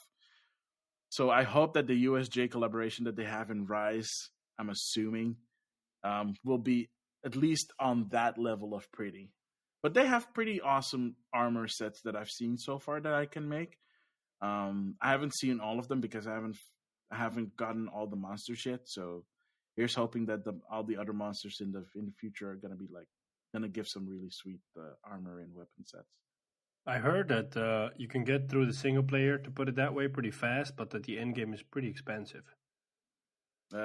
Expansive. Yeah, I thought you said expensive. I was about to say like no context. Yeah, because like the title updates are free. The question is, of course, will they do another like Iceborne thing, or will they just bring out a new version and call it the ultimate version like they did in the past? I don't know. I'm assuming that since they did Iceborne, we're never going to get like that kind of Monster Hunter again, where they just re-release the game with the G rank stuff. Because with Iceborne, they did the G rank stuff in Iceborne. So if people are waiting for the G rank stuff, wait until I guess a year from now when they do the DLC, and we'll get the G rank stuff and get like the really difficult monsters and subspecies and whatnot. So yeah. So that's it.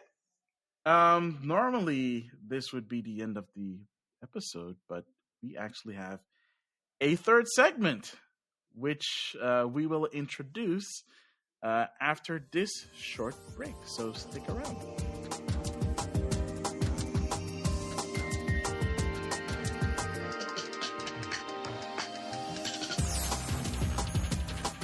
So welcome back to our third segment. So normally this would be a hidden gem, but we usually only do those when we have a guest. So we decided to do a Q&A, and a couple of days ago on Instagram we put up a post saying like, hey, if you have any questions for us, leave them in and we'll try to answer them. I have a few, Maximilian has a few. Shall we start off with yours? Sure. So one of the questions that we got was, are you guys going to do videos also?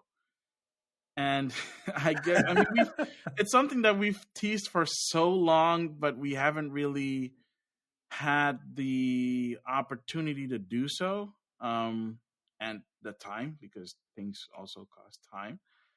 And we haven't really figured out what we'd be doing it on. At the very least, we do want to upload a video version of these episodes of Game Rivals. As well as like upload stuff from our older episodes. I don't know if we want to do all of them, but there it is. So that these people have the option to also watch that on YouTube, watch/listen on YouTube if they want to. We might be able to do something like that, especially since the platform that we use, Zencaster, has the ability to record video at the same time. It's just some of us do not have up-to-date equipment to make that work properly. And the one time that we actually tried to use it via another way, we had technical difficulties, which basically rendered the video part of it completely unusable. So yeah, I mean, it's something we're working on, and we definitely want to do it. Yeah. And if we have more, then we can finally share more. But yeah, that's just a work in process as is. Yeah. And the other question that I have here is probably a really good one, because when I saw it, I was like, oh, that's actually quite interesting. Is name one of the most memorable games you have played, which surprised you in a good way. That's a really good question and a really difficult one to answer. Do you have one?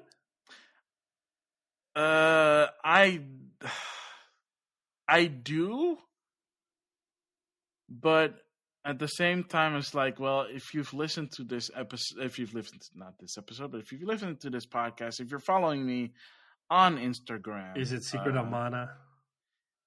It would be.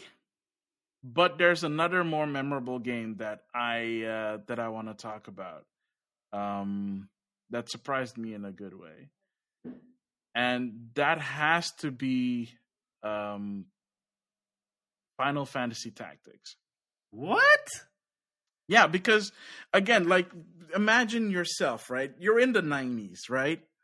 You've at least played a Final Fantasy game. Yeah. Maybe Final Fantasy VII for some weird reason, but maybe you're a little bit older and you played something older, like Final Fantasy I, or the Western Final Fantasy II, or the America-only Final Fantasy III. If you're in Europe, the first and only Final Fantasy that you played was my Final Fantasy Mystic Quest, and I really do feel sorry for those Europeans that had that be their first experience, because it's kind of really crappy. It was the first and only game made by Square Enix USA, and it was made specifically for a Western market, or specifically for the US market, because they thought that regular JRPGs were too difficult and that Western people, i.e. American players, were too stupid to play and understand JRPGs. So they dumbed down the Final Fantasy formula to like its most bare bones. And yeah, it's not that great. If that was your introduction to Final Fantasy in Europe, I feel really sorry for you. Luckily for me, that was Final Fantasy VI, so, yay for me. But no, Final Fantasy Tactics was the first time I played a strategy JRPG. And I didn't know what to make of it when I played it for the first time because I played it at my cousin's place. He had it, and he was like, "Here, try and play this Final Fantasy." I'm like, "Okay, but I want to play 7, but whatever." And I was like, "What is this? This looks like chess." And then I started playing it, and the first thing I started playing with him, so we were playing a file that he was already in, so he had way more advanced magics and tactics and stuff, and you're able to control each individual character as you do in a strategy RPG. But the most fun about Final Fantasy Tactics that surprised me is that it references a lot of stuff from up until that point in history in Final Fantasy. So you could recruit, for example, if you have the job. Good grief, what was that job again? Was it No, not Geomancer, because I forget the job that you can do. Like it adopted the Final Fantasy V job system, so you can have a bunch of different jobs. And one of them is being able to recruit monsters, so capture monsters, recruit monsters to play for you. So you could actually have chocobos playing on your side. You can capture bombs, or not bombs. Sorry, that's Mario. You can capture bombs. You can capture cactowers and a bunch of other monsters and have them play for your side, which is really cool. So it surprised me in a good way, in the sense that I had never played a strategy JRPG. It was before I ever even knew about Fire Emblem. And it was before I knew about Tactics Ogre and Ogre Battle, which were on the Super Nintendo and on PlayStation and on N64. And it's by the same makers of those games. So it was really fun for me, and it surprised me in that way. And I really wish they would make a proper sequel to that franchise. Unfortunately, what they did was they went in a different direction, and I do not like talking about those games that came out on the Game Boy Advance and on DS, and to a lesser extent Final Fantasy 12. But Final Fantasy Tactics, the original on PlayStation, and to some extent the remake on PSP, yeah, that surprised me in a good way. I really, really like that game, and I liked it so much that my cousin was like, "You know what? You keep borrowing this game from me. Just take it." I played it. I finished it. Just take it and play it. Unfortunately, it was in a time where I didn't have a PlayStation memory card. Oh, no. So every time when I played it, I literally started from the beginning, and I kept playing from the beginning. So I know the first chapter and a half by heart, and I can max out my my levels and so when I finished the game for the first time, I was a little OP. So yeah, it was such a crazy time. I didn't have a memory card for the whole PlayStation 1 generation. No, seriously? Yeah. Wow. Oh, that's crazy. I mean, I didn't have it for like a really long time. I didn't get a PlayStation memory card until I want to say 2001? 2000? Yeah, 2000. I think that's like a really long time, unless you 2000. got the PS1 late. Because the PS1 I got it in 1997. So you played for 3 or 4 years without a memory card? Yep. Wow. Mm-hmm. Oh.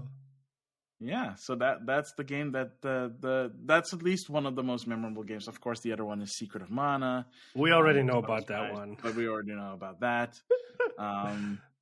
That's at least the two memorable ones for me. Yeah. I think for me it would be the first MGS, Metal Gear Solid 1 on the PS1. It's my favorite game of all time because I didn't know what to expect going into that game.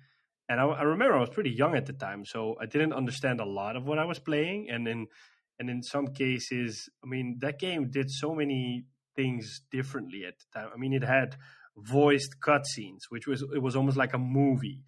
It had the Merrill codec on the back of the CD box. It had the part where you had to swap discs, and I didn't know how to do that, so I turned my PlayStation off because I was always taught you can never open the disk drive when it's on. You always have to turn the PlayStation off. So I would turn the PlayStation off to put the second disk in, start it up, and then it would say, no, but you can't continue. This doesn't work that way. And I'm like, why doesn't this work? I mean, the game tells me to put in the second game disc, and it doesn't work. Why? And then I gave up eventually, and I spoke to a friend. And he said, no, you have to open the disk drive, take out the CD, put in the other CD while it's on, and then keep on playing. But I said, like, won't that damage the PlayStation? They're like, no, it doesn't matter. And then after days, I figured that out, and I could put in the disc and then play on. And that epic battle with Metal Gear Rex. And then you had the stupid part where you would get captured by Revolver Ocelot, and you had to do the button bashing game. And if you gave up, then Meryl would die at the end. But if you won, you would get Meryl and then be like the hero that rode off into the sunset with the damsel in distress. It was an amazing experience. I mean, I've finished that game and all the other games multiple times in the series. I mean, I love it. But I think that was because I didn't know what I was getting into when I started that game. It surprised me so much, and it is still a game that I can just go back to often. I mean, I hooked up my PlayStation Classic a couple of weeks ago, and I just played a little bit of Metal Gear and was all happy again. Yeah. Nice. Yeah. All right. Next question. We're doing this one at a time. I thought we'll do all your questions at once and then mine. Those were all my questions. Oh, but did I miss the other one? No, I said I had 2 questions. Yeah, but one was, what is your most memorable... Oh, yeah. I'm sorry. Wow, yeah, the one was video. I'm having those blackouts again. Okay, so Stay with me. I have... Will you guys ever do live reactions on game-related announcements? Well, I mean, that kind of ties into the video thing. It's partially time. It's also partially timing, because if you follow stuff like Nintendo Directs, those things get announced literally 24 to 48 hours in advance. I think you did one after the Direct of the latest Direct. Well, that wasn't a live reaction, more a recap. Had some time to think about it. I used to do live reactions, but the problem with that, well, not problem, but the challenge with that is having to set up for it and making sure that I'm at least recording my reaction appropriately, and then having to edit it later in the video to make sure that all works.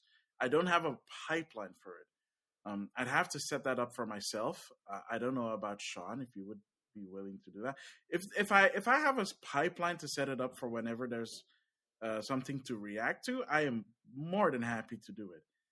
In terms of doing it live on stream, that also would require like a few upgrades on my end to be able to do that. But again, that is also something that I would love to do, because that sounds like a lot of fun. It also sounds like, unless the announcements are really boring, then it could also be really boring. At least in a video format, you can always edit out the boring stuff and only focus on the fun reaction. So I've never done it myself. I don't know if I'm the kind of type that would do it, but I always think it's funny when I see those kinds of videos. Sometimes developers do like you see it in a presentation how people responded. For example, when The Last of Us was announced, and then people go all out and they're crying and whatnot. And I always wonder, like, why are people crying? I mean, I understand that they're crying of happiness or something, but like, I've never had that. I'm trying to understand why they would do this, and for me, it just doesn't make sense. Like, I just cannot comprehend why you are crying right now. Yeah, I mean, some people cry, some people get super hyper, like YouTuber Twitcher Roger Space. He does live reactions for like games and stuff, and he has a reputation of being super excited, to the point that he now has not now, but he has for a while now has had a pillow that he calls, I think, Pillow Chan or whatever, where he screams into when he gets super duper excited. Okay, that sounds because fun. he gets like really loud when he gets excited and screams about a certain announcement. That's and nice. he's like he's really excitable. It's really fun to see. Nice. Yeah, he's like yeah. So I don't know if our reactions would be interesting to see live. Some might argue that mine would, but I don't know. I mean, those are some people. Yeah, I think it would, because I think we are both excited in our own ways, and you are more expressive about it than I am. So I don't know if it would be entertaining to watch me do like that. I mean, you would go up and down and bounce out of your chair out of excitement. Yes, this is the weird kind of expectation that people have about me, which is not true. But I have seen your videos, and because you do it in a certain way, that expectation is automatically created, because you get so passionate about stuff. And then people because now people can only hear us, they can't see us. So it's like when you're reading a book and then you kind of paint the picture in your head while reading the book. It's the same like this. Like you're super passionate about Secret of Mana, and the people were like, oh, if they were to announce a proper sequel to the game and it would be like true to form and blah blah blah, then people would say oh, he'll probably have a flatline and just drop out of his chair out of excitement or something like that, you know? See, for that I would shed a tear. Like a proper Secret of Mana remake, not that trash that they released on PlayStation 4, I would probably shed a decent amount of tears out of happiness. Well, yeah. So, I think that's the filling it in, painting the picture in your brain part. Whereas with me, they're like, yeah, probably just a laid back guy, you know, like, oh, okay, you know, stuff like that. that is what I imagine your reactions would be. Yeah, I don't think it's off. I mean, I get excited, but it's more like an internal excitement. Yeah. So I won't go like, yeah, whoa. I'm not that kind of person, but who knows, you know? Yeah. Well, at least until you get the podium on F1, then, you know, you break out the champagne. Yeah, I mean, that's always nice.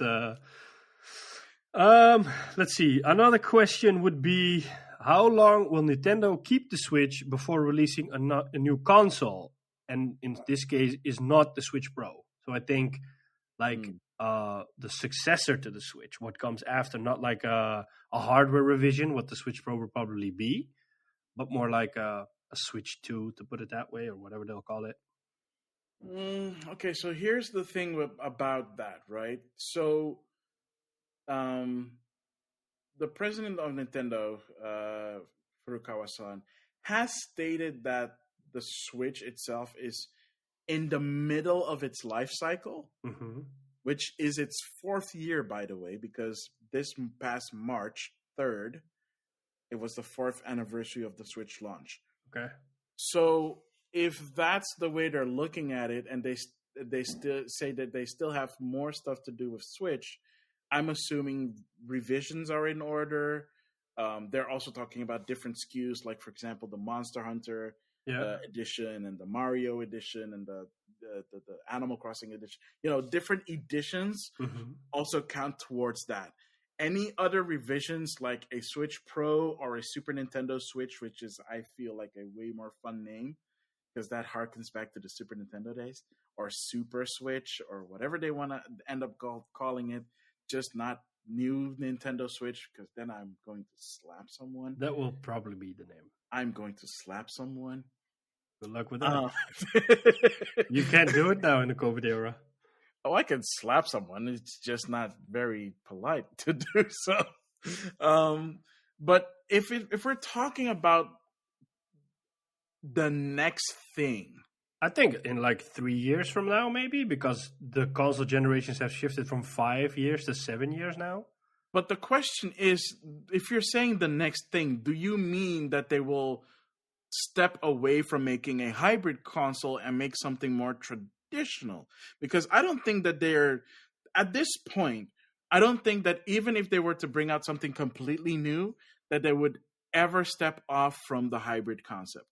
I don't hybrid know. concept, I think, is here to stay.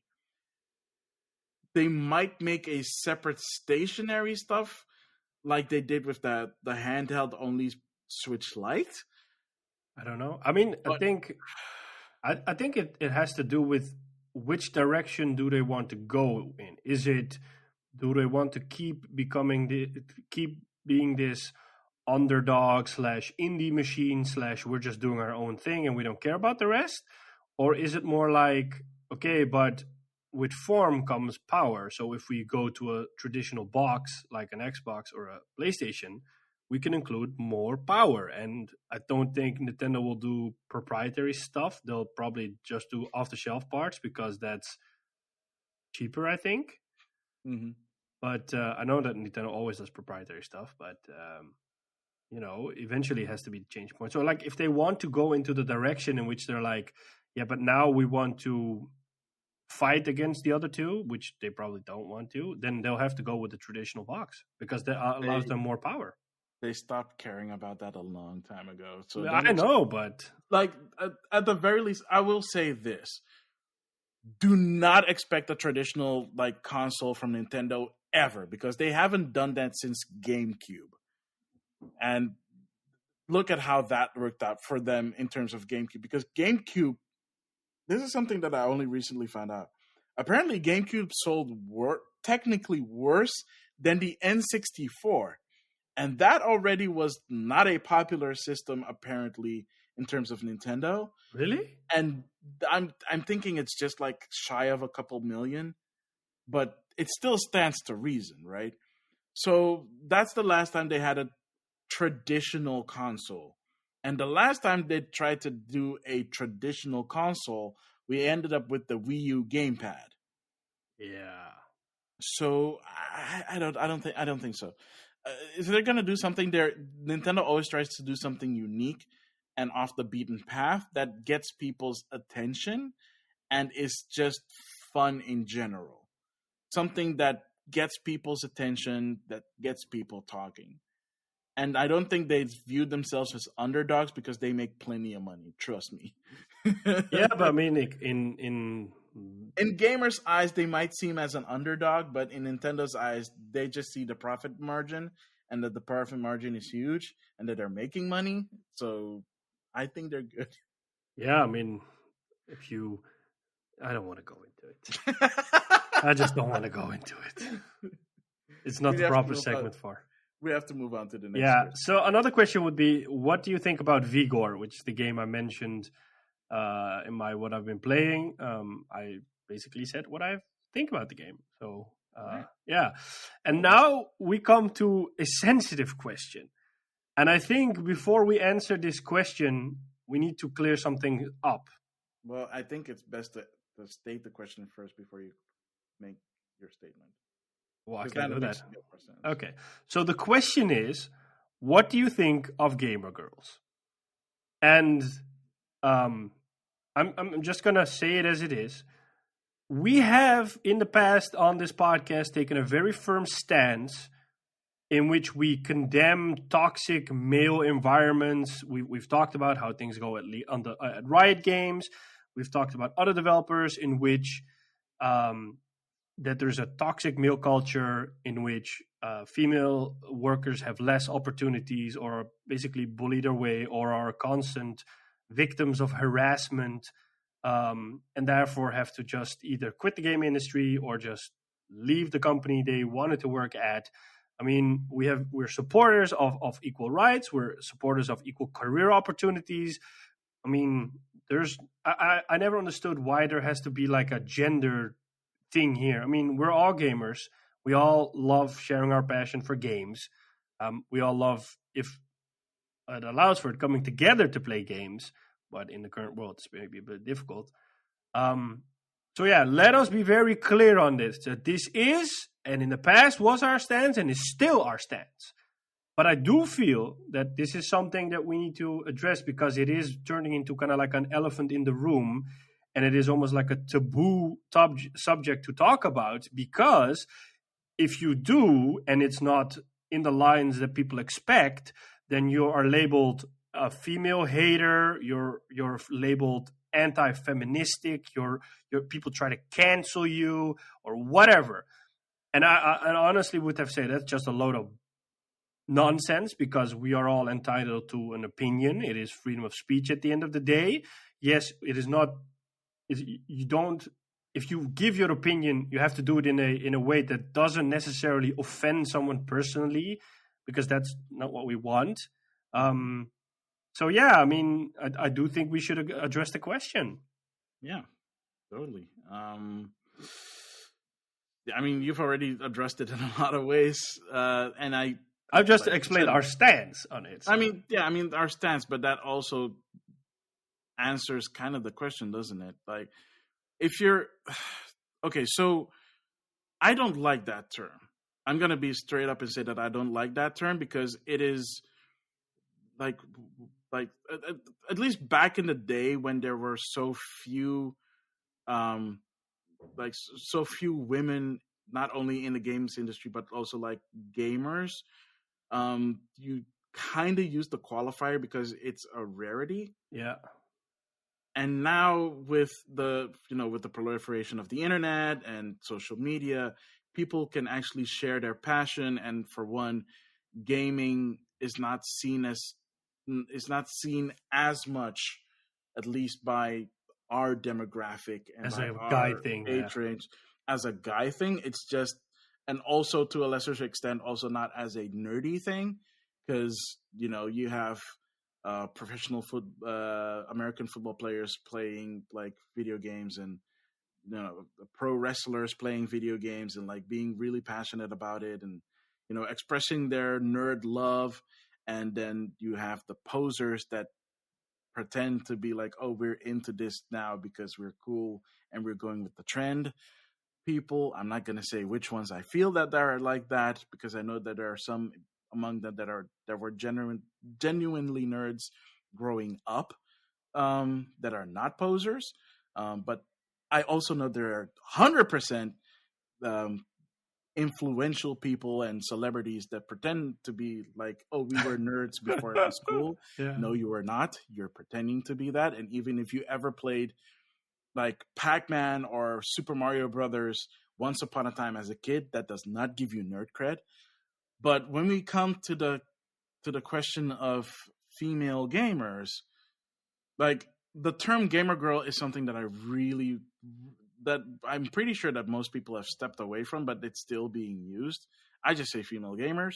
I just say gamers in general.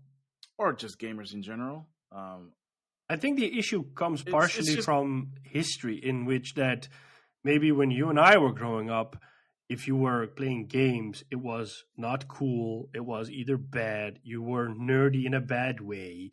You would... It's kind of like that stereotype. The cool high school dude is in a football team and he gets all the girls and whatnot. And if you're a nerd or a gamer, that's all you will never get.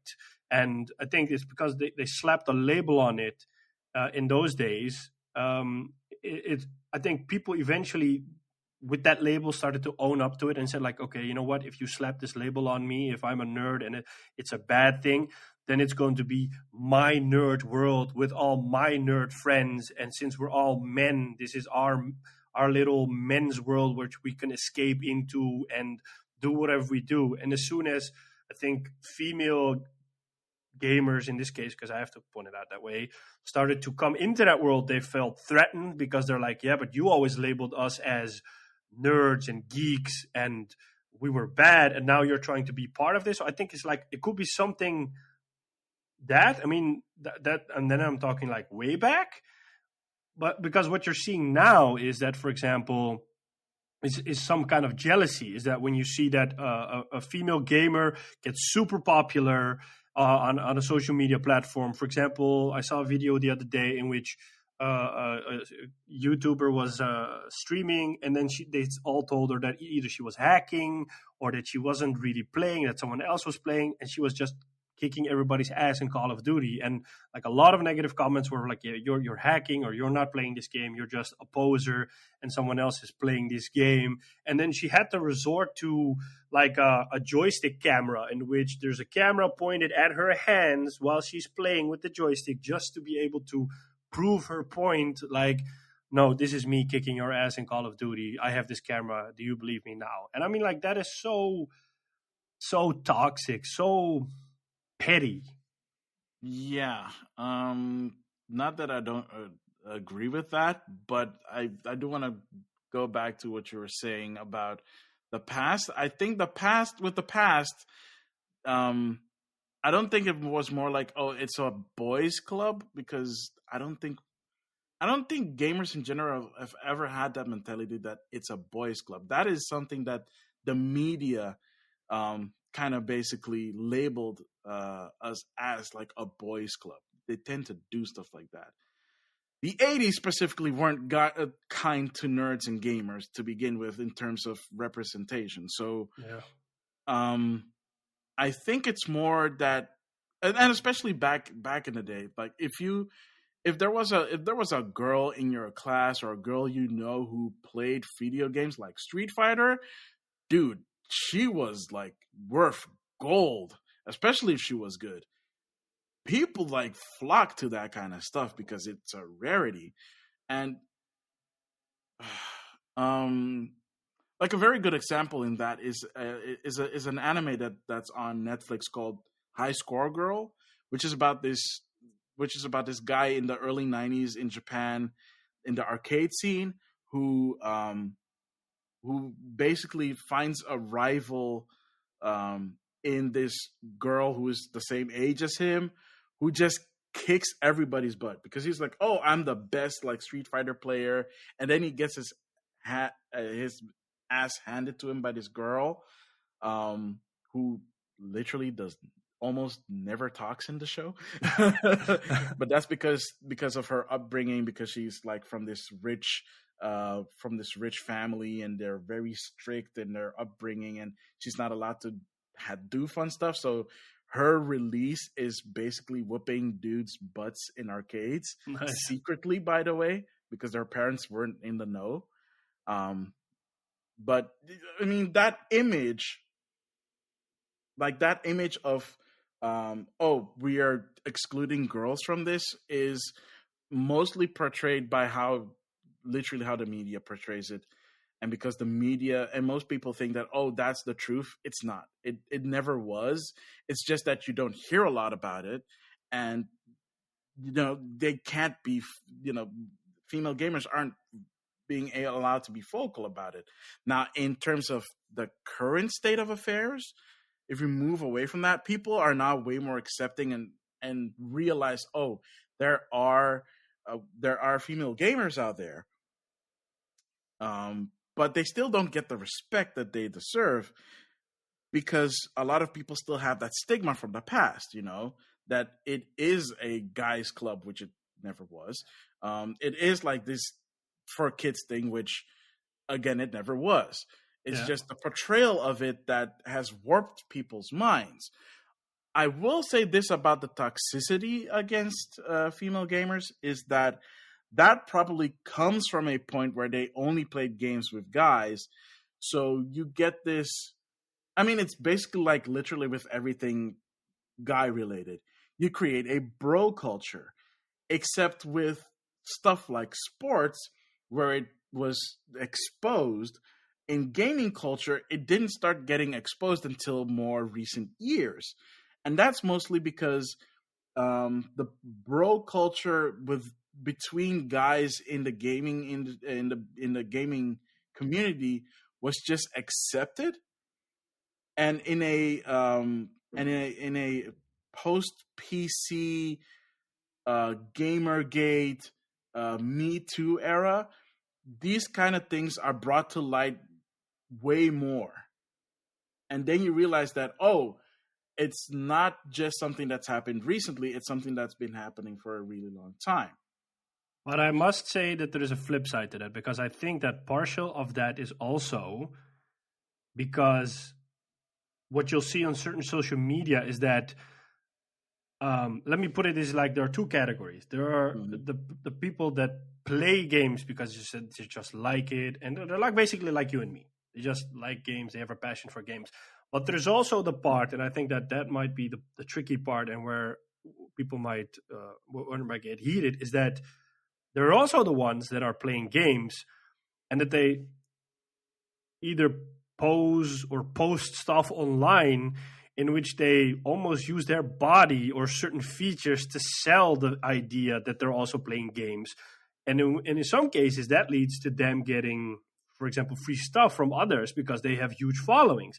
But at the same time, they're like saying, yeah, I get harassed by a lot of men. I get unwanted messages and stuff like that. And then sometimes we get to the point where I'm like, yeah, okay, but you pose in such a way, or you create or post content in such a way that you're basically, you want that response because you want them to look at your content. You want them to like your content because the more your content is liked, the bigger the chances you'll keep on getting free stuff from others.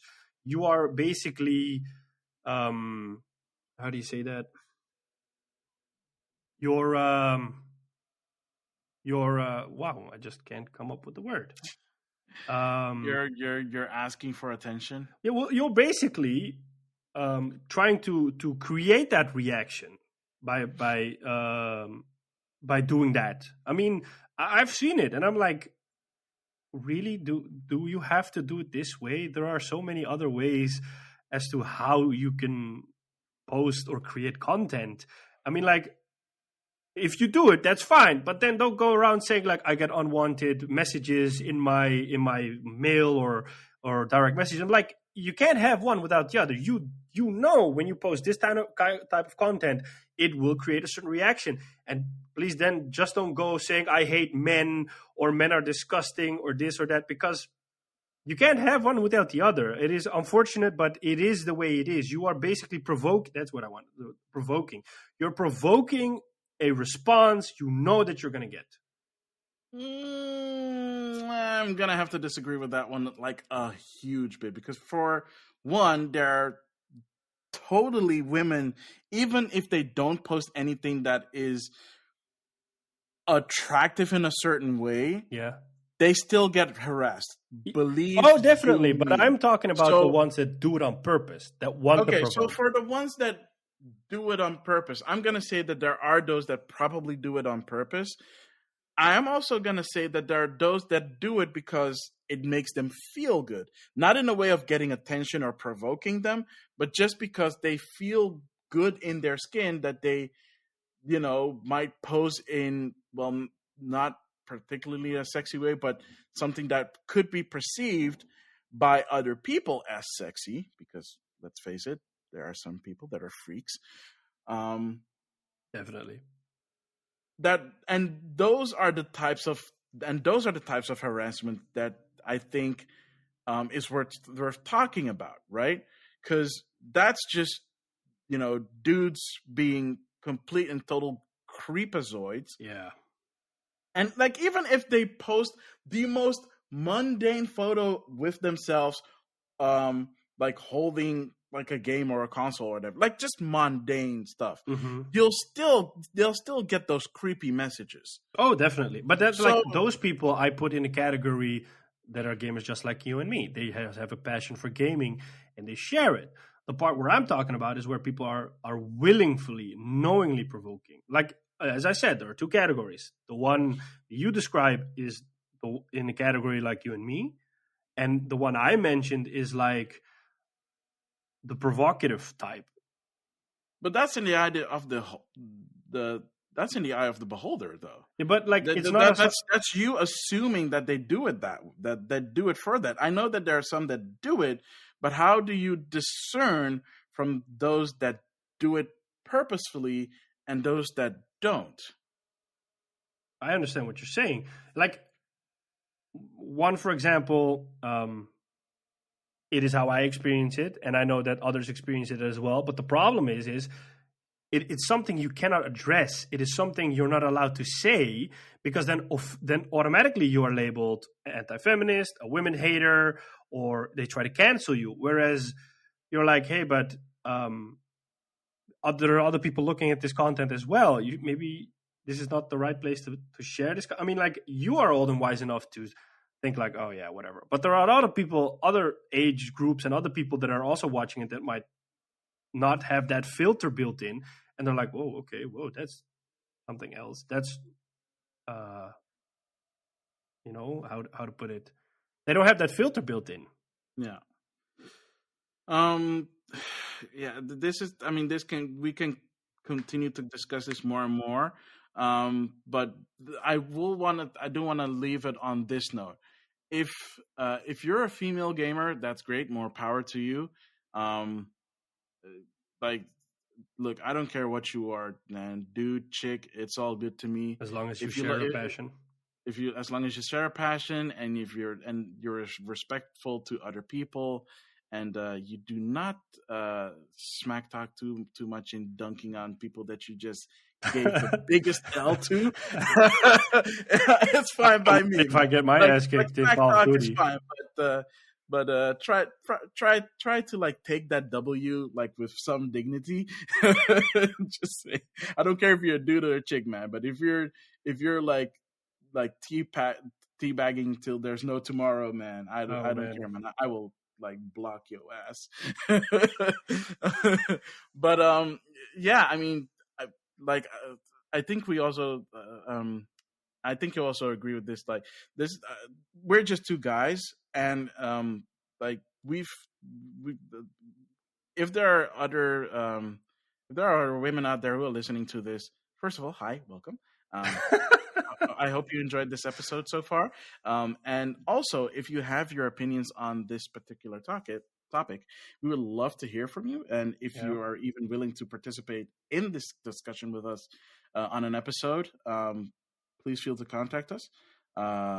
We would love to have you on the show. I mean, as you probably noticed, since the start of this season, we've been having way more special guests on. So we are still looking for more people to have on as like special guests. Be you dude, be you lady. I would love to have more female guests on, so we can talk and generally have more diversity in the guests. But also, like, I would love to get more perspective on this topic because, as you said, we are just two guys, and maybe we are looking at it in a too simple matter. I think that's why I only welcome having female guests on. But I do think it is something that we should be able to talk about without fearing for any repercussions or cancel culture, because I think only by talking about these subjects can we create more understanding for others and, you know, make it all better in general. But keeping it like a taboo elephant in the room only makes things worse. And I'm always a huge advocate for creating understanding. I mean, people don't have to agree with it as long as they understand it. I mean, that's already a win. And I mean, like, for diversity's sake, I mean, it is so nice to see that we are getting, that the gaming community in general is just getting bigger and bigger, and all sorts of people from all countries, backgrounds, whatnot, just play games and share that passion. I mean, I think that is one of the best things of gaming itself. It just brings people together. Yeah, I hear that. Do we have any other questions left? One. Who's your favorite gamer girl? I don't have a favorite. Neither do I. I mean, if you're a cool gamer, you're a cool gamer. Yeah. I'm following you, but I don't like. I don't look at it as like a dude and a guy and a guy and a woman. I don't look at it that way. Which also brings me to the thing of I don't have like a favorite gamer. Me neither. There is one person, and that is because I admire her for what she's doing. There's a streamer called Sweet Anita. She's from the UK, and she has Tourette's disease. And what I personally admire about her is I sometimes watch her streams, is that regardless of her having Tourette's disease, and she says the most strangest and weird things, is that she has the courage to go online, to either stream and play games. And she also does a lot of just chatting on Twitch, in which she just covers all sorts of topics. And it's not always game related. It's sometimes also deeper stuff. She also talks about her condition and how she got diagnosed. and things she experienced and how she grew up and the things she went through. And I mean, when I saw that, I thought the first thing is, of course, you laugh because she says the most random stuff at the most random moments, and that's funny, and she knows it's funny. I mean, there's a video on her YouTube channel in which she gets a care package from Twitch, in which she unboxes a Switch and then she just throws the Switch to the room and shouts all sorts of stuff because of her tics, because she has Tourette's, which is just funny. But the fact that she's just so courageous that she just says like, hey, regardless of the situation that I'm in or this condition that I have, I'm going to stream and I'm just going to show other people that no matter what you have, if you have a passion, you can share it. I think that is just amazing. And I love seeing those things. Cool. Yeah. Okay, this is going to be a really weird, like I said, I don't have like a specific one that I'm like, oh, this is my favorite. But I was not, well, recent as in like in the past year, was introduced to this this Twitch streamer who does like recaps on his YouTube channel. It's called Maximilian Dude. Oh wow! Yeah, spelled differently, by the way. Spelled differently. His is spelled with an I. Mine is spelled with an E. Okay. And I think Maximilian is actually his real name. So, but like he does mostly like fighting game related stuff, and like he's a big fan of Final Fantasy VII. So whenever Final Fantasy VII remake stuff came out, he was doing streams and stuff, and I watched some of his recap streams and some of recap videos, or some like just rewatching like streams that he did about it or fighting game stuff. And he's a fun guy to watch. He has like some exaggerated like expressions sometimes, well, sometimes all the time. And he's really passionate about Final Fantasy VII. It's like really cool to see his stuff. So I watched those things, but again, that doesn't mean that like he's my most favorite, because there's other gamer stuff that I watch. I was talking about like Roger's Base before with the reactions. Gamer stuff, I tend to mostly stick to YouTube and not me really too. watch Twitch, but that is also kind of drying up. And the funny thing is I watch Twitch more like if I know someone that's streaming, I like to watch their streams because it's a person you know or you've spoken to, and it makes it more fun to watch those streams instead of just randomly look up a game and watch someone who's streaming that at the time. Yeah. So, I mean, there's some that I watch here and there, and my best friend has tried to get me into watching Twitch, but it's a timing thing, and most popular Twitch streamers are like US, so the time zones kind of get in the way. I don't watch popular streamers because there's just so, I don't know. I like watching smaller streamers because it feels more personal because you at least get a chance to talk to them. Whereas with popular streamers, that if I look at how their chat goes, I just get like disoriented because it's like a machine gun of chat going on. I'm like, holy crap. Okay, I'm also gonna say this. Twitch chat is also one of the reasons why I'm intimidated by streams like from big streamers, is because you can't get a word in edgewise, and some Twitch chats can be really toxic, and it's not something that I like to see or be a part of. So that's one of the reasons. That's one of the reasons why I don't really watch, at least from the big ones, unless it's the content that they make is interesting or fun, or if I've followed them for a while. But it is also kind of part of the streaming experience that I do miss. Because when I was streaming like Splatoon back in the day, it was really fun because I had like a dedicated audience of like I think 5 people. But those are the fun ones, right? But it was fun. Like they'd always come when I was streaming, and I had a streaming schedule to a certain extent. And I get the appeal from being a streamer. And I just don't have one that I would say like is my favorite. Maybe in the future, but yeah, I think that's about it. That's about it. Thank you, everybody, for submitting your questions. I like the variety in the questions, and I think that, as I said before, I think we should be able to talk about certain things, even though it's a sensitive subject, because it can only get better from that. I mean, if you address some sore stuff, it always gets better. With that, thank you for tuning in to another episode of Game Rivals. You can find us on all your favorite podcasting platforms: Apple Podcast, Overcast, Outcast, Anchor, Spotify, Google Play. We're there. You can leave us a voice message on Anchor. You don't have to create an account for that. You can just click the link in the description and leave us a message. We might feature you as a rival.